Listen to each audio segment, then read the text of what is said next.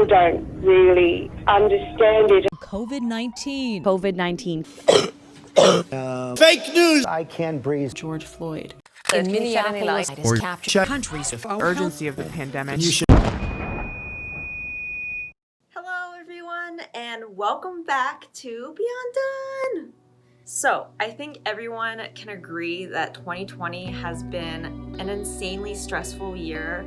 It just feels like with one step forward, we go 3 steps back, and then we're only talking about COVID and quarantine and the politically hot topics right now, and that's it. It doesn't feel like there is really anything new happening, and it really causes this global collective state of anxiety. I mean, we're all kind of going through this together, and to top it off, we're in quarantine, and that just makes it worse.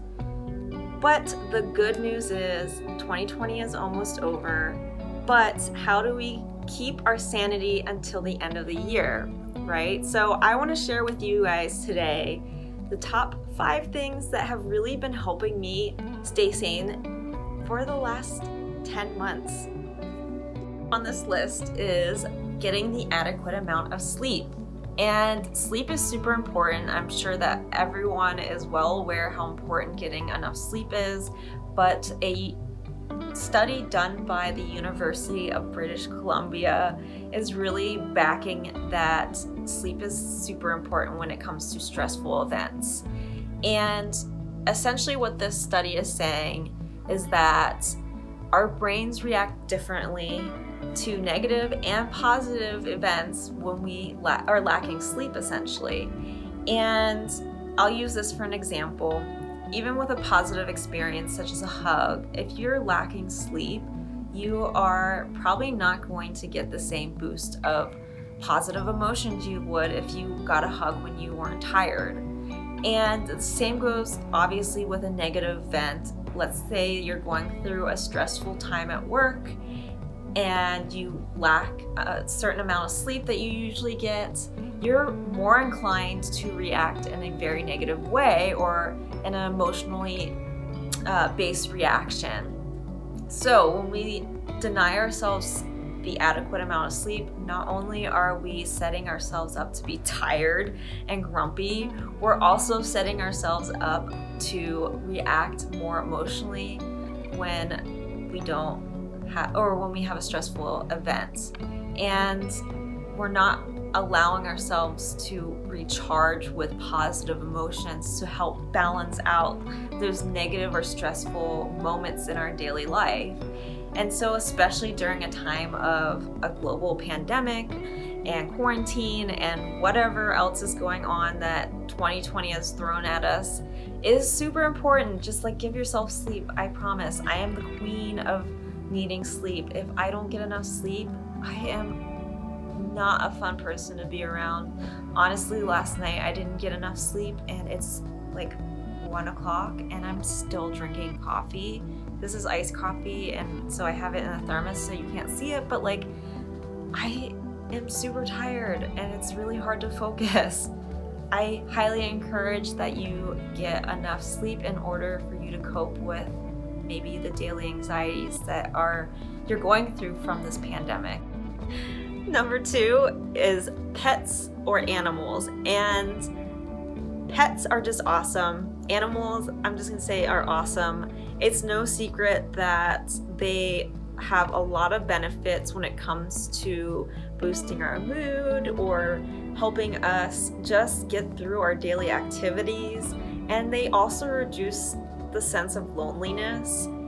But 2020, of course, has been one of those years that has just really proven how important pets or animals are in our life.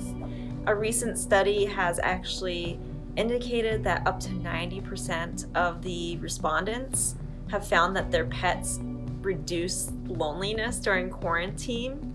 And I'm not saying that if you don't have a pet that you need to go out and get a pet. You could either adopt if you want to, but you can also find great ways to be around animals and not have the responsibility if you're not there yet, or your life can't hold the place of a pet in it, but like it's super important. I just really recommend having an animal in your life during this time. You could probably find like some sort of volunteer work that allows you to work with animals. So yeah, I just love animals. So number 3 that I have on this list is self-care. And it really seems like a no-brainer when you think about it. When you're trying to feel better, you should take care of number 1, which is yourself. But it's honestly something that a lot of people forget. And especially when you're in a state of anxiety or depression, it's really hard to remember to take care of yourself or do something nice for yourself. And honestly, this is a tool that a lot of doctors I know of use, and especially a lot of therapy programs use this. Personally, when I was going through my eating disorder program earlier this year, it was a way for my doctors to check in on me to make sure that I was doing okay. And so they would ask me, Lorelai, hey, what have you done today that is self-care? Or what do you plan on doing today that is self-care? And honestly, self-care is not something that has to be insane. It could be putting on your favorite lotion or watching your favorite TV show or indulging in your favorite chocolate bar. Whatever it is, if it makes you happy and feel good, that is what self-care is. And so it's really important to do this essentially during a time of quarantine, because like we're all feeling super anxious and we're all feeling pretty lonely and depressed because we're in a quarantine. We are isolated for a large majority of the day. So yeah, self-care is really important. It's just a great way to boost your mood or make you feel happy. Personally, some of my favorite ways of self-care is putting on a face mask, watching Futurama. I love sitting in the morning with a cup of coffee and watching the hummingbirds that sit by my porch. I have a hummingbird feeder, and just taking some quiet time for myself. So number 4 is to choose people who love you and who create minimal social strain on you. And this is a coping skill that is super important, but yet we seem to neglect it because of feeling the obligation to hold on to individuals who are toxic or who have been in our life for a long time, but don't really give us anything positive back in our life. And essentially don't waste time on people who don't provide you a secure social structure, meaning, again, someone who is demanding, who criticizes you, who, in I guess simple terms, they annoy you. And according to a new study done by Penn State University, it's super important that we prioritize or structure our social lives in a way that gives us this sense of security with the individuals that we have in our life or that aren't socially demanding. And especially in a time like this, when we're in a global pandemic, we're already stressed out, and the last thing that we need is someone who causes more stress and it isn't helping you, right? And so for me personally, I used to be super guilty of this, where I had a really hard time weeding out individuals who were toxic or didn't necessarily provide me any benefit in my life other than they were really stressful. And a great example of this for me is, and it happened this year too, where at work I had a very demanding and toxic supervisor. I was constantly stressed out. I was constantly having anxiety. And if you don't know any of my history that much, earlier this year, I had a really bad relapse in my eating disorder and with my depression. And so whenever I told him I needed to take time to heal and get the proper medical attention, he just was not supportive. He in fact made it worse. And since asking to be removed from his team and having myself put onto a team that is supportive with positive people who actually care about their teammates' health, I am feeling so much better. And it really proves that toxic people in our lives create a lot more stress than is necessary. So 5th to make it to this list are yoga, deep breathing, and mindfulness. And technically, these are 3 different skills or coping skills. If you were to talk to a therapist or a doctor treating someone for mental illness, they will probably individually guide you through one of these in order to help you have more tools in your box.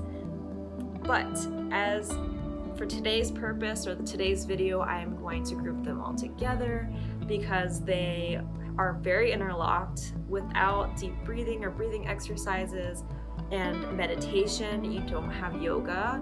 And of course, it's obvious yoga is something that really helps you to alleviate stress. It's meant to lengthen and stretch and just release a lot of tension in your body. And traditional yoga actually was developed roughly 5,000 years ago in India as a means to connect your body and mind together. And so therefore it's pretty spiritual. Some yogas that you'll see in the United States or Western countries are very culturally appropriated, I guess you could say. And so it's not the traditional yoga that you're gonna see or learn if you're to go to India or learn spiritual yoga. And if you've never heard of something that's called your parasympathetic nervous system, yoga, deep breathing, and mindfulness are really great to use as tools to calm that down. And actually your parasympathetic nervous system is really the only part of your nervous system that you can control through deep breathing. It allows you to slow down your heart rate, which therefore tricks your brain into thinking that it's in a very safe situation. So if you're having a panic attack, deep breathing is a great tool for that reason. It's actually tricking your brain to stop releasing adrenaline. And so with the practice of yoga, deep breathing, and mindfulness, you can really manage your anxiety or your stress on a daily basis. And even though I am not a yoga instructor, I really want to share a couple of the poses that I use on a daily basis as a way to just reconnect not only with myself, my body, but just to disconnect from the outside world and just have a moment of silence. Along with, I'm going to show you guys a deep breathing technique that I use whenever I'm having a panic attack. So let's go to the beach.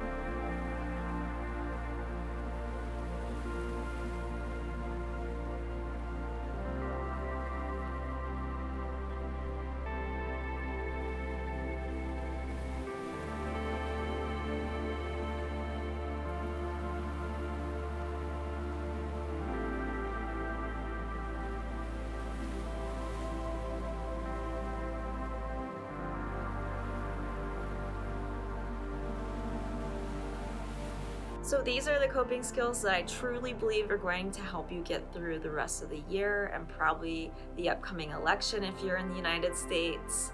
They really help me recover and to just maintain my life, right? My mental health on a daily basis.